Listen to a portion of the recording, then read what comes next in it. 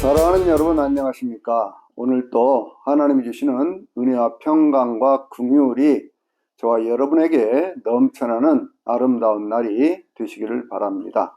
12월인데요. 12월은 신앙의 절기로 보면 대림절이라고 이야기를 합니다. 이 대림절은 성탄절이 오기 전에 4주간의 기간인데요. 이 기간 동안 우리는 오신 예수님에 대한 감사와 더불어서 오실 예수님을 기다리는 절기이지요. 그래서 우리 기독교는요, 희망의 종교, 소망의 종교입니다. 특별히 이 로마서 15장 13절에 있는 말씀 보면 우리 안에 성령의 능력으로 소망이 차고 넘치게 하시기를 원하노라 라는 말씀이 있어요. 이 희망이라고 하는 것, 기독교적인 희망이라고 하는 것은 세상에만 속한 것이 아니고 영원한 미래에 대한 소망이기 때문에 이 소망을 우리는 절대 희망 이렇게 말씀하고 있는 거예요. 오늘은요, 사도 바울이 썼던 이 13권의 성경 가운데서 맨 마지막 책인 디모데후서에 있는 말씀을 보려고 하는데요. 이 디모데후서는 사도 바울의 유언이 담겨 있는 내용입니다. 그런데 인생의 맨 마지막을 마무리를 하면서 바울은 그 속에서 하나님께서 나를 천국에 들어가게 하시리라 라고 하는 절대적인 희망을 고백하고 있거든요. 그래서 오늘은 디모데후서에 있는 말씀을 중심으로 바울 절대 희망의 사람이라는 제목으로 말씀을 드리도록 하겠습니다. 인생을 살아가는 그런 여러 가지 모습들이 있는데요. 성경을 보면 어떤 출발은 굉장히 아름다웠는데 그 삶의 마무리가 조금 미약한 그런 사람들이 있지요. 성경적인 그러한 축복을 우리가 얘기를 할 때 욥기서 8장 7절에 있는 말씀처럼 내 시작은 미약하였으나 내 나중은 심히 창대하리라 라는 말씀이 이루어지는 인생 되면 좋잖아요. 근데 그러지 못한 사람들이 성경에는 굉장히 많이 나오고 있습니다. 예를 들면요, 그 아담과 같은 그러한 분이 있죠. 아담은 우리 인류의 조상이기도 하면서 세상에서 가장 아름답고 멋진 인생을 살 수 있는 모든 조건들을 갖추었던 사람이에요. 하와와 더불어서 좋은 가정도 이루었죠. 세상 가운데 가장 행복한 자리에 있었습니다. 그런데 그가 죄를 짓기 시작하면서부터요, 하나님과의 관계가 멀어지고 저주와 죽음이 찾아왔습니다. 시작은 아주 창대했어요. 아주 멋진 그러한 삶으로 시작을 했는데 맨 마지막에 그 삶을 마무리하는 것을 보면 창세기 5장 1절에 아담은 자기 모양과 형상을 닮은 자녀들을 낳다가 930세에 죽었다라고 조금 뭔가 허무한 그런 인생의 마무리가 있는 것을 볼 수가 있습니다. 이 비슷한 사람이 또 있죠. 그게 누구냐면 솔로몬인데요. 솔로몬은 자기 자신에 대해서 고백을 할 때 다윗의 아들이요 예루살렘의 왕 이렇게 설명을 하고 있거든요. 그러니까 이 이스라엘 백성들이 가장 숭앙하고 추앙하는 사람이 누구예요? 다윗. 좋은 부모를 만났습니다. 그리고 그 이스라엘 땅을 전체를 다스릴 수 있는 그런 왕이 되었으니까요. 이 다윗 때에 이스라엘이 가장 넓은 영토를 차지하게 되었거든요. 여호수아 때 그 땅을 정복해 들어가긴 했으나 그 땅의 한 5분의 1쯤 하나님이 약속하신 땅의 5분의 1쯤 그렇게 되었었는데 그것을 전체적으로 점령을 했던, 그러니까 유브라데에서부터 애굽 땅 어기까지 지중해에서부터 요단강 어기까지 거기에 있는 모든 땅들을 정복한 것이 다윗이었고, 다윗 때 그래서 예루살렘이라든지 블레셋이 다스리고 있던 가자 지역 같은 것도 전부가 정복을 했던 때가 다윗이죠. 다시 만들어졌던 그러한 터전 위에서 솔로몬은 하나님 앞에 많이 기도하고 기도하는 가운데 지혜를 받아서 세상 가운데 가장 부유하고 가장 권력이 있고 가장 어떤 지혜로운 그러한 삶을 살았습니다. 집권 4년차가 되던 BC 966년에 성전을 짓기 시작해서 7년 만에 그 성전을 완공을 했고요. 그 성전이 성경에서 가장 유명한 솔로몬 성전이라고 하는 것이죠. 이 솔로몬 성전을 지었고, 그리고 13년 동안에는 그 이후에 그 성전보다도 훨씬 더 크고 화려한 그런 자기의 왕궁을 지어서 그 위세를 과시했던 사람이 솔로몬입니다. 그 뒤에도요, 그런 계속해서 건축이라든지 뭐 군사력을 확보하는 것이라든지 이런 일들에 힘쓰기 시작해서 백성들의 원성이 굉장히 높았는데, 그러면서 결국 이 사람은 어디로 빠져들어가느냐, 어떤 그런 쾌락에 빠지기 시작을 하고 우상숭배에 빠지기를 시작을 합니다. 무려 주변에 있는 많은 여인들, 그의 첫 번째 부인도 애굽의 여인이었잖아요. 그러면서 이방 여인들과 1000명 정도 되는 그런 처첩을 거느렸다, 성경이 그렇게 말씀하고 있으니까요. 그 여인들은 그 땅에 들어오면서 예루살렘 주변에 그 자리를 잡고 살았고, 그리고 그곳에 온갖 우상을 섬기는 그러한 터전들을 만들어 놨지 않습니까? 그래서 예루살렘은요, 성전은 중심에 있는데 그 주변은 전부 우상에 둘러싸인 그러한 도시가 되어버렸던 거예요.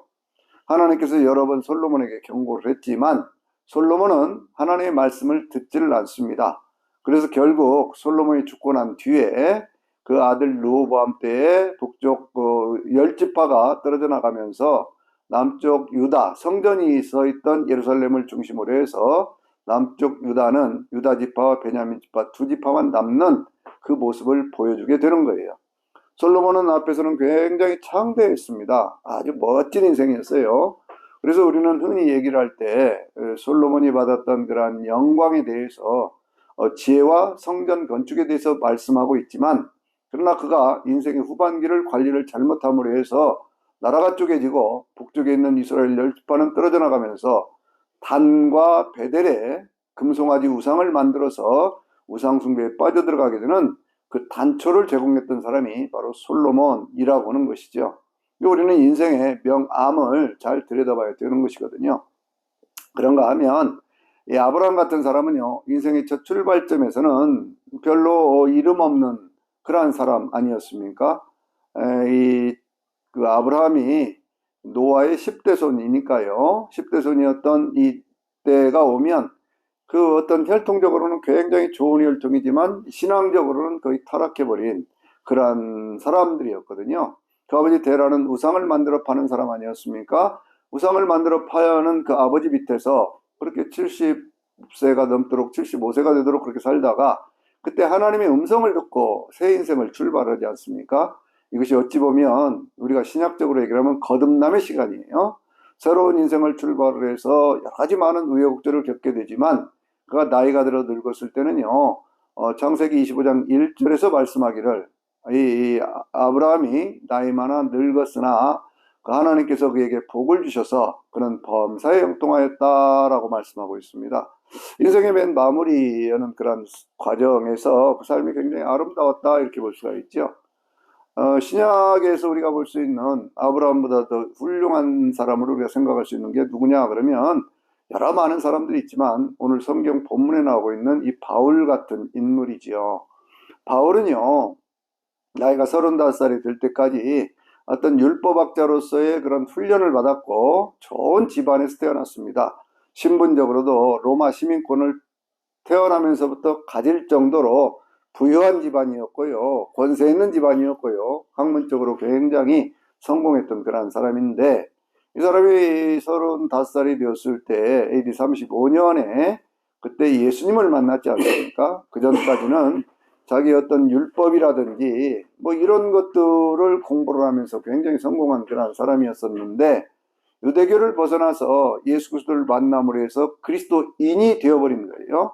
그러면 자기는 그동안에 인생에 있어 자랑스럽게 생각했던 것들, 자기가 정통 유대인이라고 하는 것, 자기가 어떤 그런 율법에 정통한 사람이라고 하는 것, 뭐 세상 가운데 자랑할 것이 많았던 그 모든 것들을 분토와 같이 배설물같이 그렇게 여겨버리고 앞에 있는 목표를 향해서 부활의 권능에 참여하기 위해서 나는 앞을 향하여 달려간다, 이렇게 빌립보서 3장에서 고백하는 것처럼 그는 인생 자체가 뒤집어져 버린 사람이에요.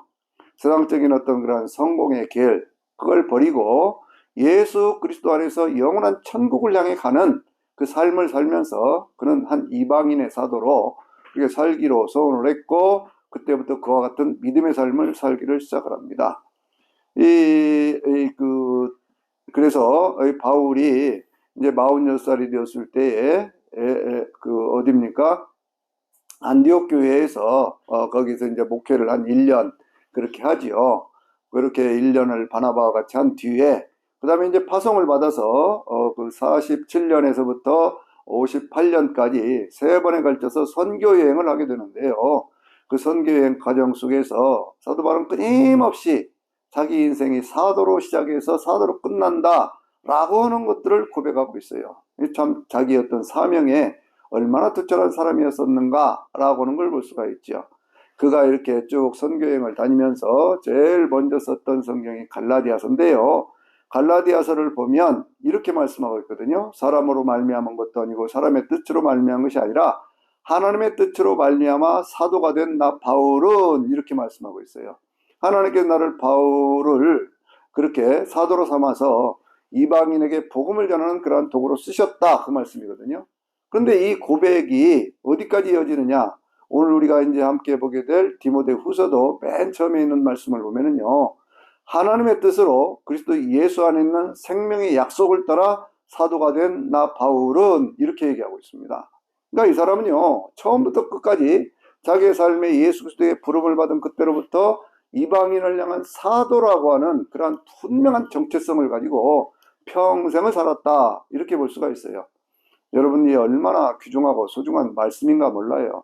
사도 바울이 이 사도행전 20장 24절에 있는 그런 23절 24절에 있는 말씀 보면은요.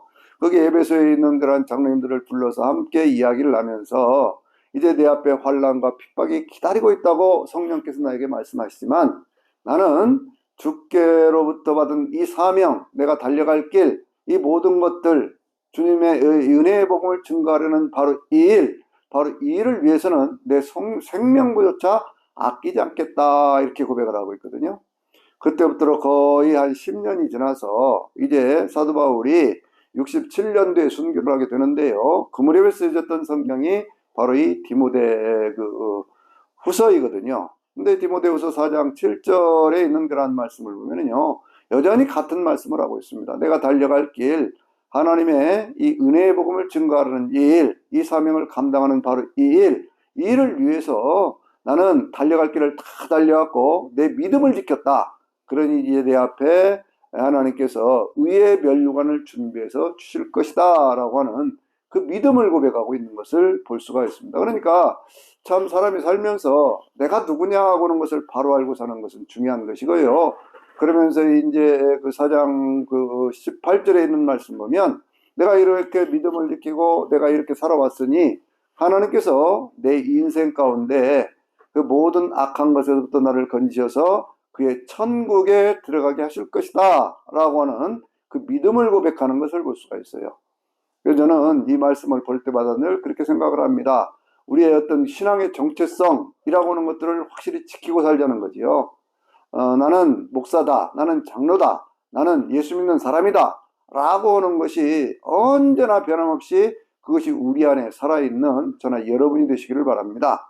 사도 바울은요 평생 그렇게 살았습니다. 그리고 또 한 가지 바울의 인생 속에 많은 환난과 역경이 있고 고난이 있지만 사도 바울은요 그 13권의 성경을 우리에게 전해주면서 편지를 통해 주었던 그 말씀들을 전해주면서 뭐라고 말씀을 하고 있냐면요 항상 맨 마지막에는 그 편지를 받는 모든 사람들에게 하나님의 축복이 있기를 원하는 그런 축복으로 그 말씀을 끝내고 있습니다. 그러니까 참 이 인생의 자세를 우리가 배울 만해요. 오늘 이 성경 디모데후서도 맨 마지막에 하나님께 영광 그러면서 하나님의 은혜가 내 심령 가운데 있기를 바라고 하나님께서 너를 능력 가운데 붙들어 주기를 바란다 그렇게 얘기를 하면서요. 너희 모든 사람들에게 하나님의 은혜가 있기를 원한다. 그리스도 예수의 은혜가 있기를 원한다. 이렇게 하면서 그 말씀을 맺고 있거든요. 그러니까 늘 자기의 사명이 무엇인가를 알고 살았던 사람 그리고 자기의 환경이 어쨌든지 간에 그 모든 환경 속에서 항상 다른 사람들을 위해서 축복해 줄 아는 사람 이런 인생 살면 얼마나 좋겠습니까?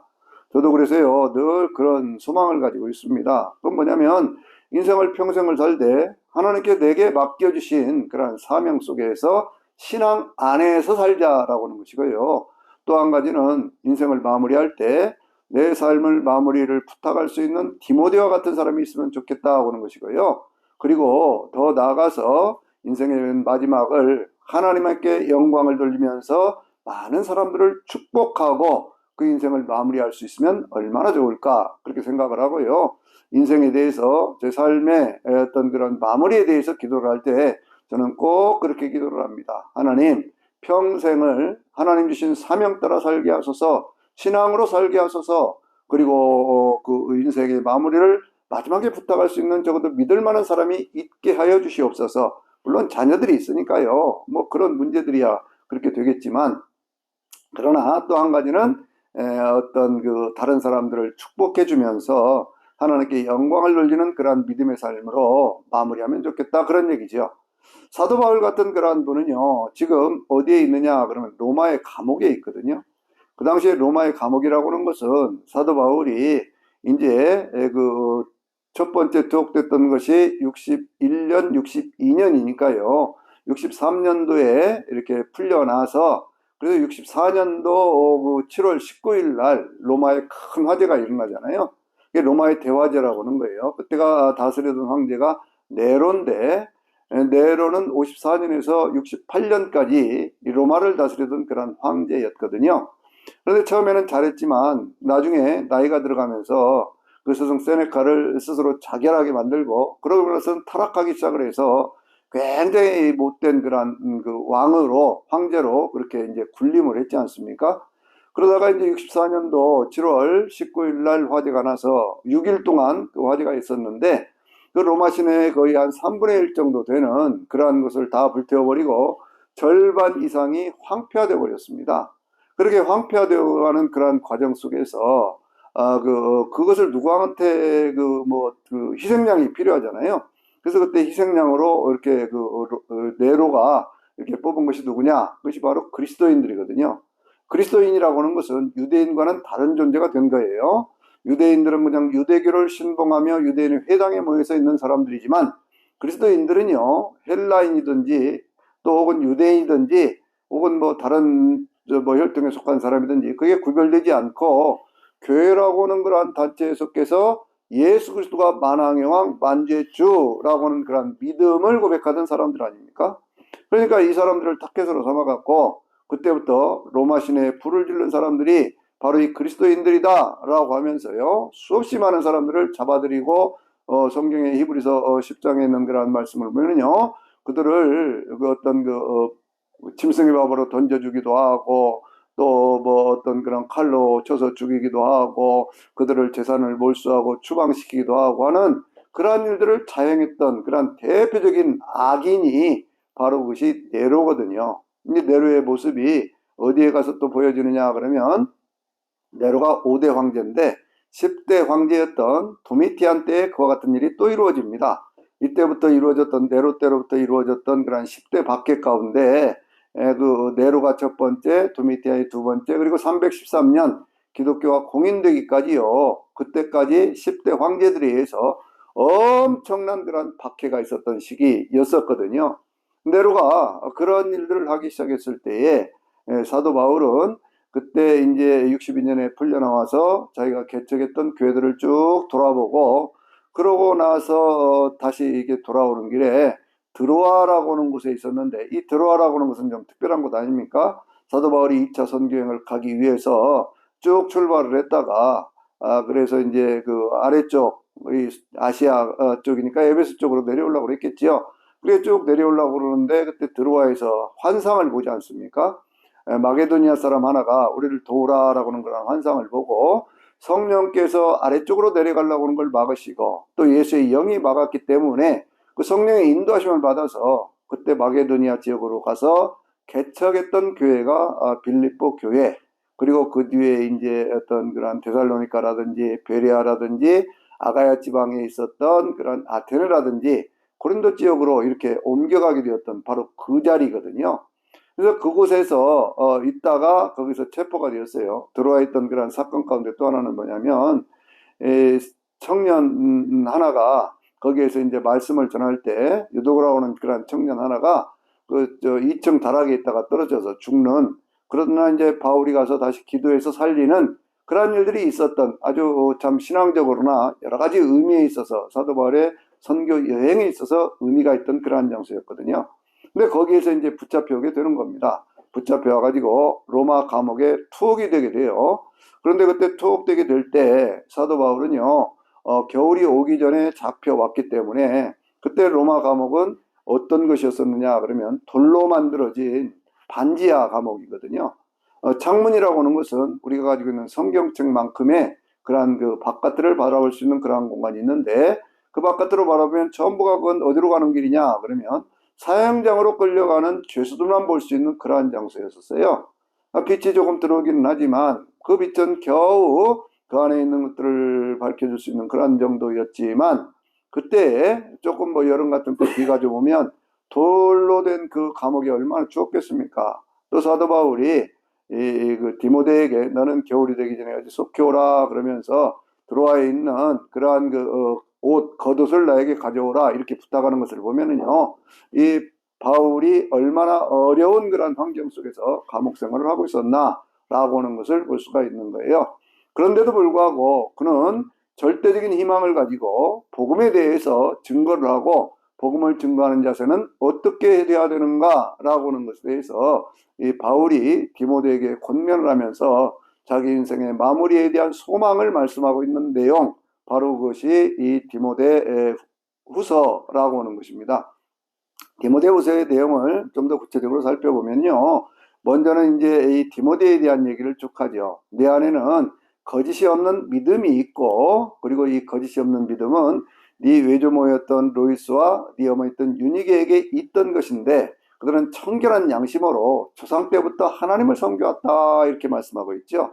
그러한 양심으로 섬겨왔던 그것이 너에게 있는데, 나는 너의 어떤 그런 눈물을 생각하면서 밤낮으로 너를 위해서 기도하는 과정 속에서 너를 생각하고 있다 그렇게 얘기를 합니다. 그러면서 이렇게 감옥에 갇혀 있는 자기 자신의 삶에 대해서, 복음에 대해서 부끄러워하지도 말고 나를 부끄러워하지도 말아라 그런 얘기를 하고 있어요. 왜냐하면 이 바울이 감옥에 갇혀 있는 그 모습을 보면서 디모데가 얼마나 낙심을 했겠습니까? 평생 하나님의 복음을 전하는 일에 헌신해왔던 바울이잖아요. 그리고 그전에도 감옥에 갇혀 있던 시절들이 많이 있었습니다. 그런데 이제는 마지막으로 풀려날 소망도 없는 그러한 감옥 생활을 다시 하고 있는 거거든요. 그러니까 이 디모데는 소심한 사람이었고 육신적으로도 연약한 사람이었었는데, 그가 얼마나 그걸 낙심을 하고 있었겠습니까? 그래서 내가 내 눈물을 생각하며 라고는 그러한 말씀을 하고 있는 거예요. 그런데 이제 그러한 속에서 바울은 디모데에게 너는 복음과 함께 고난을 받아야 된다라고는 말씀을 하고 있어요. 그러니까 첫 번째로 이 1장에서는 그러한 말씀은 어떤 내용이냐 그러면 이 복음을 지켜라라고 하는 거예요. 낙심하지 말라는 거예요. 그러면 네 안에 좋은 은사가 있는데 내가 나를 다시 안수함으로 해서 네 안에 있는 그런 은사를 돌이키려고 한다. 하나님 우리에게 주신 것은 두려워하는 마음이 아니고 사랑과 능력과 절제하는 마음이다 이렇게 말씀하고 있거든요. 그러니까 이 안수에도 여러 가지 종류가 있어요. 뭐 안수의 종류가 기본적으로 한 8가지 정도가 있는데, 그 가운데 오늘 본문에 나타나는 그런 안수를 우리는 재생안수 그러거든요. 하나님 우리에게 주신 것들이 속으로 이렇게 들어가 가지고 침잠되어 있을 때 그걸 다시 일으키기 위해서 그걸 권면하고 다시 안수하고 그렇게 함으로 해서 그 새 힘을 낼 수 있도록 하는 것, 바로 그걸 말씀하고 있는 겁니다. 그러면 사도 바울이요, 그 가운데 많은 악한 자들이 있다는 거예요. 그게 후메네오라든지 혹은 그런 사람들, 그러니까 그 하나님의 복음을 대적하고 그러는 부겔로라든지 이러한 사람들이 하나님의 복음을 막 그렇게 부인한다는 거죠. 하나님의 복음을 부인하고 그러면서 오히려 헛된 소리를 하고 그렇게 하지만, 하나님이 우리에게 주신 것은 바로 예수 그리스도는 다윗의 아들로 태어나셨고, 그리고 그 하나님 부활하심으로 하나님의 아들이 되신 분이기 때문에, 그러니까 참 사람이고 참 하나님이시기 때문에 그 예수 그리스도를 증거하는 이 모든 일들에 전심전력을 해서 복음을 증거하는 그러한 사람이 되어야 된다라고 하는 것이죠. 여러분 어떤 상황이었어요? 사도 바울은 낙심하지 않았습니다. 왜 낙심하지 않았어요? 사도 바울이 그 안에 하나님의 복음이 확실하게 믿어졌던 사람이고, 사도 바울은 하나님을 향한 절대 희망으로 살았던 사람이에요. 그러니까 그 희망이 자기의 삶의 모든 것들을 다 이겨나갈 수 있는 그런 능력을 그에게 준 것이죠. 그러면서 사도 바울이 이제 2장에 가면 이렇게 얘기를 합니다. 첫째는 지키라고 얘기를 하고요. 두 번째는 가르치라라는 말씀을 하고 있어요. 그것은 주의 능력 안에서 너는 강해져야 된다 그게요. 세상적인 어떤 그런 것들로 강해지려고 하면 자꾸 연약해지는 것이죠. 그러나 그렇게 하지 말고 주님이 주시는 그러한 능력 안에서 너는 강해진다. 그리고 너는 네가 배우고 네가 나에게 배웠던 그 모든 것들을 충성된 사람들에게 가르치라. 그렇게 얘기를 해요. 그렇게 가르치면 그 가르침을 받은 사람들이 또 다른 사람들에게 가르칠 수 있을 것이다. 이렇게 얘기를 하는 거거든요. 여러분, 그래서요, 교회의 가장 중요한 기능 가운데 하나는 뭐냐? 그러면 그것은 다른 사람들을 위해서 가르칠 수 있는 그러한 능력을 가져야 된다는 거예요. 그런데 이 가르치는 그러한 사람의 자세는 어떻게 되느냐? 바울이 세 가지로 비유를 하는데, 첫 번째는요, 군대에 간 군사처럼, 두 번째는 어떤 그러한 운동장에서 경기하는 그러한 경주자처럼, 세 번째는 농사 짓는 농부처럼 이렇게 얘기를 합니다. 이 셋의 공통점이 뭡니까? 자기가 맡은 일에 최선을 다하는 것이죠. 자기의 직무를 다하면서 땀을 흘릴 줄 알고 노력할 줄 알고 목표를 향해서 달려갈 줄 아는 그러한 사람이죠. 농사 짓는 사람이 농사의 첫 수확을 거둘 수 있게 되는 것처럼 하나님께서 우리 인생에도 이러한 축복을 허락하여 주신다고 하는 거예요. 그래서 늘 사도 바울은요, 자기의 삶에 있어서 그 세상 사람들이 악해고 뭐 어떤 그런 못된 짓도 하고 막 다 그렇게 한다고 할지라도, 심지어는 부활이 지나갔다 그렇게 말하는 후메네오 같은 그런 사람들이 있다고 할지라도 너는 복음에 확실히 서서 이 복음을 가르치라라고 하는 거예요. 이 복음을 가르치는 사람의 자세에 대해서 그릇에 대한 비유를 하거든요. 사람들의 집에는 금그릇도 있고 은그릇도 있고 또 나무 그릇도 있고 질그릇도 있지 않습니까? 그런데 사도 바울은요, 이 그릇이라고 하는 것은 인생에 대한 비유인데 그것은 어찌 보면 이런 얘기도 같아요. 사람이 태어날 때 가진 어떤 그러한 조건 같은 거거든요. 우리가 그런 얘기 하지 않습니까? 뭐 금수저로 태어났네, 흙수저로 태어났네, 이런 얘기 하지 않습니까? 그런데 사도 바울은 인생에 대해서 태어난 그 환경과 조건에 대해서 말하는 것이 아니고 악한 사람들의 거짓된 교훈이라든지 헛된 소리라든지 이런 것에서부터 자신을 깨끗하게 하라, 이렇게 권면하고 있어요. 이게 놀라운 말씀입니다, 이게요. 왜 그러냐면 하나님이 귀하게 쓰는 그릇이라고 하는 것은 금그릇이기 때문에 귀하게 쓰고 뭐 은그릇이기 때문에 귀하게 쓰고 나무 그릇이나 혹은 질그릇이기 때문에 험하게 쓰는 것이 아니라 세상에 있는 모든 것들 가운데서 더럽고 추하고 악한 그런 잘못된 교훈에 물들지 않고 오직 하나님의 복음에 바로 서 있는 사람들을 하나님은 귀하게 쓰신다, 이렇게 말씀하고 있는 거거든요. 그러면서 그와 같이 하시는 그러한 말씀, 죄종이 갖춰야 될 그러한 말씀 속에 온유하고 또 그 겸손하면서 가르치기를 잘하는, 다른 사람과 다투지 않는 그러한 자세를 가져야 된다. 왜냐하면 마귀에게 붙잡혀서 마귀의 올무에 걸린 사람들이 네가 전하는 말씀을 잘 듣고 깨닫고 돌이켜서 하나님의 백성이 될 수 있기 때문이다 라고 하는 그런 말씀을 하고 있어요. 그러니까 사도 바울의 그 인생의 가장 큰 목적이 뭐예요? 한 영혼이라도 더 구원하는 것, 한 영혼이라도 더 하나님의 백성이 되게 하는 것, 바로 그것 때문에 참고 견디고 그렇게 사는 거예요. 사도 바울은요, 자기 인생에 대해서 고백을 하면서 고린도후서 5장에 있는 그런 말씀을 보면요, 아주 참 저는 정말 좋아하는 그런 말씀인데요, 이런 말씀을 하거든요. 하나님께서 우리의 마음속에 그리스도 예수의 얼굴에 있는 하나님의 영광을 아는 빛을 비추어 주셨으니 라고 말씀하고 있습니다. 그러면서 우리가 이 보배를 우리의 이 질그릇 속에 가졌다. 그렇기 때문에 우리는 거꾸러뜨림을 당하여도 넘어지지 아니하고 우리가 어떤 그런 여러 가지 어떤 환경, 어려운 환경 속에 있다고 하더라도 낙심하지 않는다. 이것은 하나님의 은혜가 내 안에 있고 하나님의 능력이 내 안에 있고 하나님의 말씀이 내 안에 있기 때문이다 라고 말씀하고 있거든요. 인생에 태어난 환경이라고 하는 것, 금것으로 태어났느냐 은것으로 태어났느냐 이게 중요한 것이 아니라 세상 가운데서 하나님의 복음을 붙들고 있고 하나님의 복음 가운데 산다고 하는 그것이 가장 소중한 일이다, 그 말씀이죠. 3장에서는요 어떤 말씀을 하냐면 사도 바울이 이제 말씀을 그것을 전파하라 라고 하는 그런 말씀을, 말씀 안에 살아라, 그렇게 말씀을 하고 있습니다. 그건 무슨 얘기냐면 말세가 되면요 어떤 일들이 일어나느냐 그러면 세상 가운데 고통하는 일, 그러니까 사람들이 막 괴로워하는 그런 때가 온다는 거예요.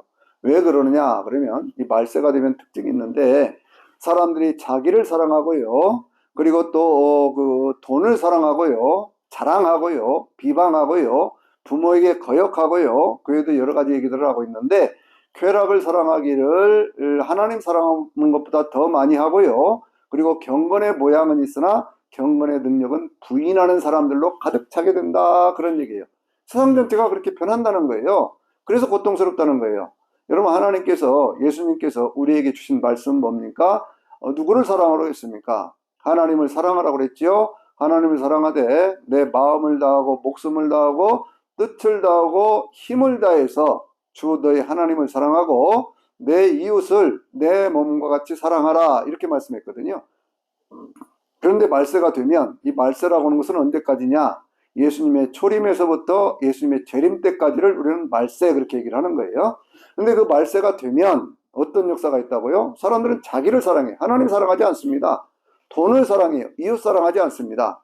그래서 스스로 교만하고 자긍하고 그러면서 쾌락을 사랑하기를 하나님 사랑하는 것보다 훨씬 더하는, 그래서 한 가지 예를 드는 것이 어떤 얘기를 하고 있느냐 그러면, 사람들이 가만히 어떤 사람의 집에 들어가서 그래서 어리석은 여자들을 유혹을 해서 그 가정을 파괴해버리는 그러한 일들이 생겨난다 라고 하는 그러한 얘기, 거짓된 가르침을 통해서 부활이 다 지나갔다고 얘기를 하면서 사람들의 믿음을 넘어뜨리는 바로 그러한 때, 그때 어떻게 살아야 되느냐 그거예요. 그러면 사도 바울이 이 복음과 함께 고난을 받으라고 얘기를 하면서, 너는 그동안에 성경을 배웠지 않느냐 그 말씀이에요.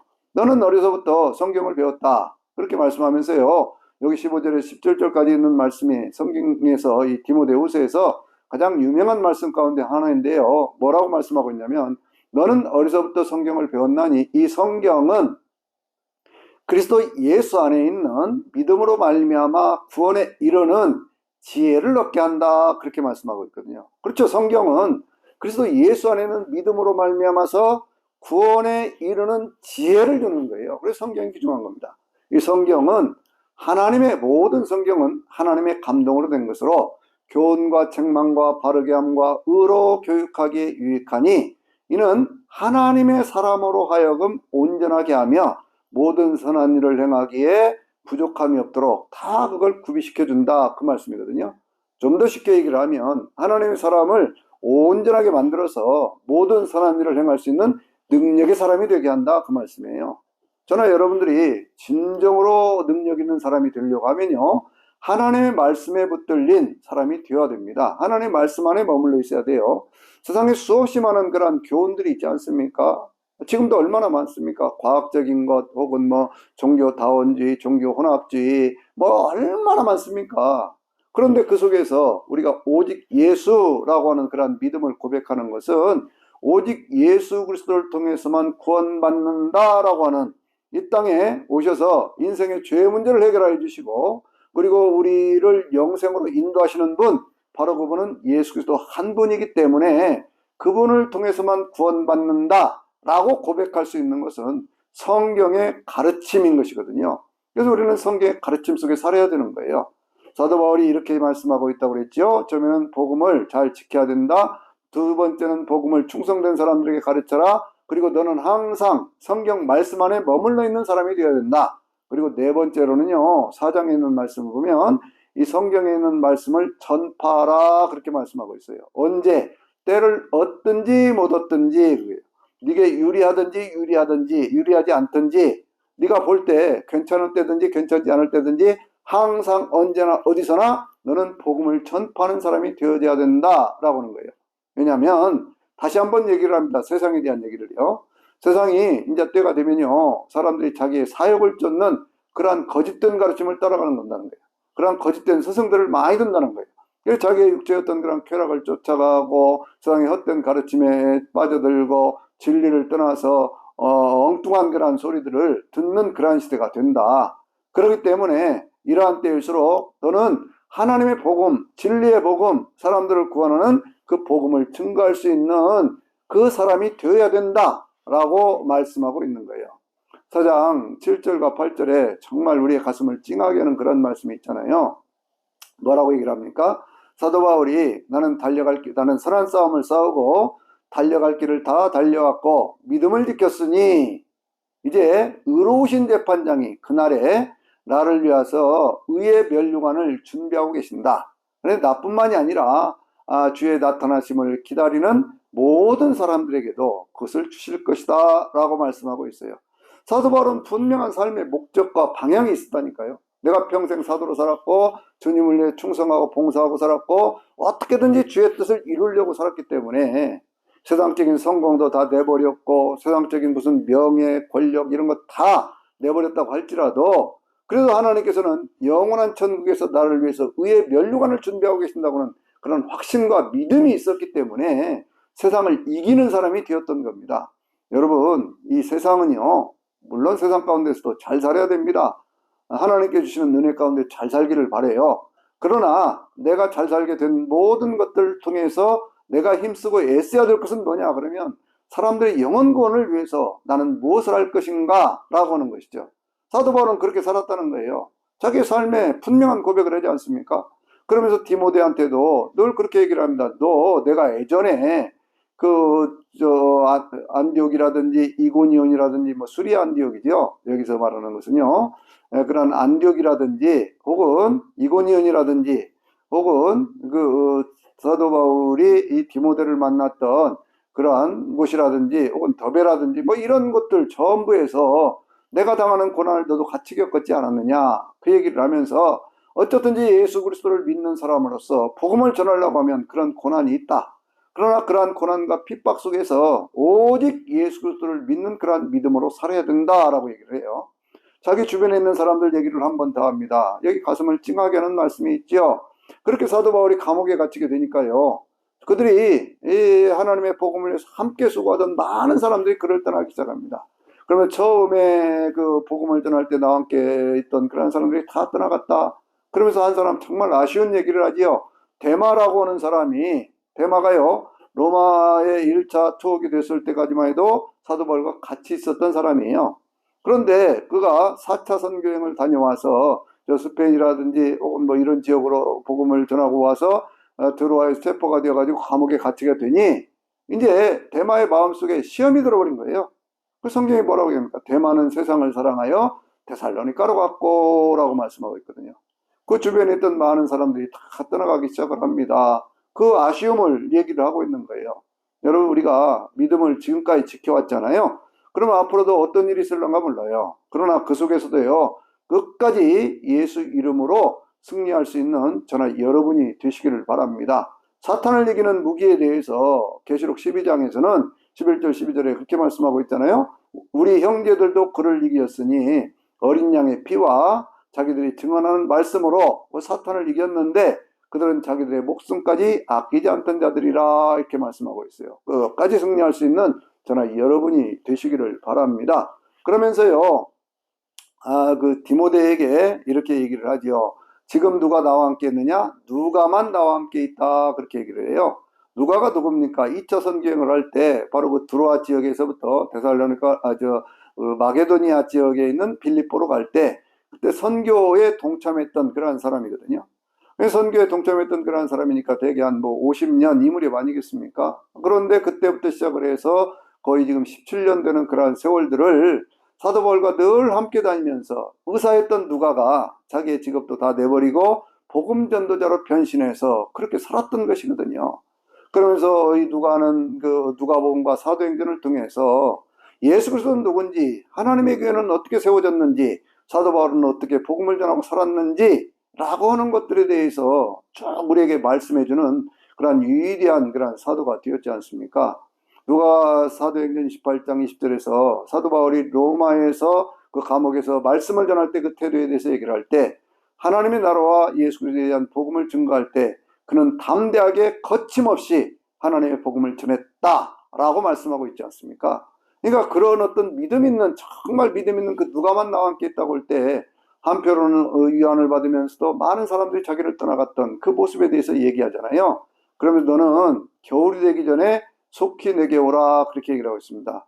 얼마나 추웠겠습니까? 그 돌로 된 그 지하 반지하 된 그런 감옥에서 이렇게 옷도 제대로 입지 못한 그러한 상태에서 잡혀왔으니 그 얼마나 추웠겠어요. 그래서 겉옷을 가지고 오라고 얘기를 하는 것이고 그리고 책을 가져올 때는 가죽으로 된 그러한 표지가 된 그러한 그 책을 가지고 오라 그렇게 말씀하고 있잖아요. 그러니까 자기의 생필품조차도 자기가 꼭 필요한 것조차도 가지고 오지를 못하고 그냥 있는 그대로 그냥 그 상태에서 끌려왔던 사도 바울의 모습을 볼 수가 있습니다. 그러면서요 사도 바울은 거기에 있는 많은 사람들에 대한 얘기를 하면서 마가를 내게로 데려오라 그렇게 말씀하지요. 마가는 나의 일에 유익한 사람이다 그렇게 얘기를 합니다. 마가 하면 우리가 늘 생각나는 거 있잖아요. 그 마가의 다락방에서 120문도가 성령 받을 때 그 집의 주인이었던 사람이 바로 마가였고요.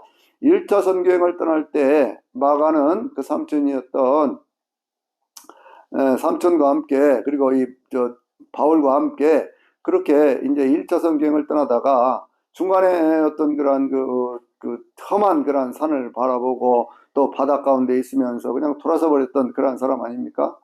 그러다가 이제 그가 다시 회개를 해서 그렇게 해서 바울과 함께 다니기 시작을 했는데, 그 바울과 함께 있던 여러 가지 어떤 그런 상황 속에서 지금은 어디에 있느냐 그러면 디모데가 목회를 하고 있는 에베소 지역에 있었거든요. 그러니까 그 마가를 나에게 데려오라 그렇게 말씀하고 있는 거예요. 그러니까 그 어떤 삶의 중간에 조금 뭐라 그럴까요? 흐트러진 그런 자세를 갖기도 했지만, 그러나 다시 이 마가도 회개하고 돌아서서 사명자로 살면서 이 마가가 써준 그러한 복음서가 오늘 우리의 마가복음서 아니겠습니까? 그러니까 사람은요, 항상 갈수록 뭔가 더 나아지는 그러한 모습을 보여줘야 되지요. 데마와 같이 세상을 사랑하여 데살로니가로 갔고 이런 평가보다는 마가는 나의 일에 유익한 사람이다라고 얘기를 하는 그러한 것을 얼마나 좋습니까? 그 삼촌 바나바와 함께 그렇게 이제 여러 가지 많은 것들을 배우고 또 그렇게 하면서 그 삶에 사도들에게 유익한 삶이 되어지고, 예수님이 누구냐고 하는 것에 대해서 복음서를 가장 먼저 썼던 이 마가 얼마나 훌륭한 삶을 살았습니까? 그러면서요, 여러 많은 사람들에 대한 그러한 인사를 하는데요. 그 가운데 하나가 에라스도라고 하는 그러한 사람이 하나 있거든요. 그 사람은 누구냐면 사도 바울이 에베소에서 복음을 전할 때요. 그때 이제 그 복음 전하는 일에 많이 이렇게 헌신도 하고 그러면서 동시에 사도 바울이 로마의 감옥에 있을 때도 여러 번 찾아와서 그를 위로하고 격려해 주었던, 그래서 하나님께서 그의 인생의 마지막 날에 하나님께서 그를 기억하시기를 원한다고 하는 그런 특별한 기도를 하는 그러한 사람들도 있어요. 사도 바울은 삶을 마감을 할 때가 되니까 많은 사람들이 생각이 난 거예요. 자기를 떠나가 버렸던 사람, 자기와 함께 복음 전도에 함께 힘썼던 사람들, 그리고 끝까지 자기 일에 함께 해주기를 바라는 사람들, 이런 사람들에 대한 얘기를 쭉 하면서 하나님께서 나를 사자의 입에서 건져주셨고 이제 악한 일에서부터 나를 건져주실 것인데, 그렇게 함으로 해서 나를 어떻게 하신다고요? 18절에 있는 말씀 보면 그의 천국에 들어가게 하시리라 이렇게 고백을 하는 거예요. 천국에 대한 소망이 분명했던 사람이에요. 여러분, 천국은 분명히 있습니다. 천국이 없으면요, 우리는 예수 믿을 필요가 없어요. 예수를 믿는 사람들은요, 항상 부활, 영생, 천국에 대한 것들 확실하게 믿고 고백을 해야 됩니다. 만약에 그것이 없다면요, 지금 우리가 갖고 있는 모든 믿음이 헛된 거예요. 사도 바울이 맨 마지막에 하는 그런 소망이 뭐라고요? 하나님은 내 앞에 의의 멸관을 준비하고 계시고 나는 그의 천국에 들어가게 될 것이다 라고는 그런 믿음이거든요. 그러면서 사도 바울은 항상 하는 것처럼 하나님께 영광을 돌린다라고 하는, 하나님께 영광이 세세 무궁토록 있기를 바란다 라고는 그런 말씀, 더 나아가서 디모데에게 하나님의 영이 늘 너와 함께 있기를 바라고 이 편지를 읽는 모든 사람들에게 하나님의 은혜가 있기를 바란다 라는 말씀으로 이 디모데후서를 마감을 하고 있습니다. 여러분, 인생을 어떻게 사는 것이 아름다운 것일까요? 세상을 살면서 좋은 환경에서 시작해서 끝까지 좋은 환경으로 가면 그것처럼 바람직한 것이 없겠지요. 그러나 살아보면 그렇지 않습니다. 살아보면 어떤 때는요, 참 좋은 환경에 시작했지만 중간에 마지막에 어떤 인생의 삶이 굉장히 힘들어지는 그런 경우도 있고요. 어떤 경우에는 참 미약하고 연약한 곳에 출발을 했지만 그 삶이 점점 더 나아져서 인생의 노년이 되었을 때 그 삶이 갈수록 더 아름답고 빛나는 그러한 인생들도 있어요. 그런가 하면 어떤 사람은 세상 가운데는 성공된 어떤 그러한 집안에서 태어났지만, 그러나 신앙을 위해서, 예수 그리스도의 복음을 위해서 사도 바울과 같이 자기의 삶 전체를 주님 앞에 드리고 세상에 있는 모든 것들을 그렇게 귀한 것으로 여기는 것이 아니고 천국에서의 그 모든 하나님의 영광을 가장 귀한 것으로 보면서 영광의 소망 가운데 그렇게 살고 끝까지 승리하는 절대 희망을 가진 사람들이 있어요. 세상에 속한 소망도 소망입니다. 그러나 우리 기독교인들이 가져야 될 소망은 그리스도 예수 안에서 영원한 승리를 누릴 수 있는 절대 희망인 것이거든요. 그래서 바울의 삶이 그래서 귀한 것이고, 바울이 우리에게 주는 어떤 그 삶을 통해서 주었던 그 교훈, 바울은 늘 그렇게 얘기를 합니다. 나를 본받으라, 그렇게 얘기를 하고 있거든요. 그러니까 그와 같은 어떤 그런 믿음의 사람 바울, 이 바울을 예수님과 더불어 우리가 마음속에 깊이 새겨가면서 우리가 살아있는 이 동안에 내가 해야 될 일은 무엇인지, 나에게 주어진 사명은 무엇인지, 그리고 나는 삶을 마무리할 때 어떻게 마무리할 것인지 라고 하는 것들을 생각해 보면서 결정하고 이 세상 가운데 믿음으로 승리하는 승리자의 삶을 살 수 있게 되시기를 주의 이름으로 축원합니다. 아멘.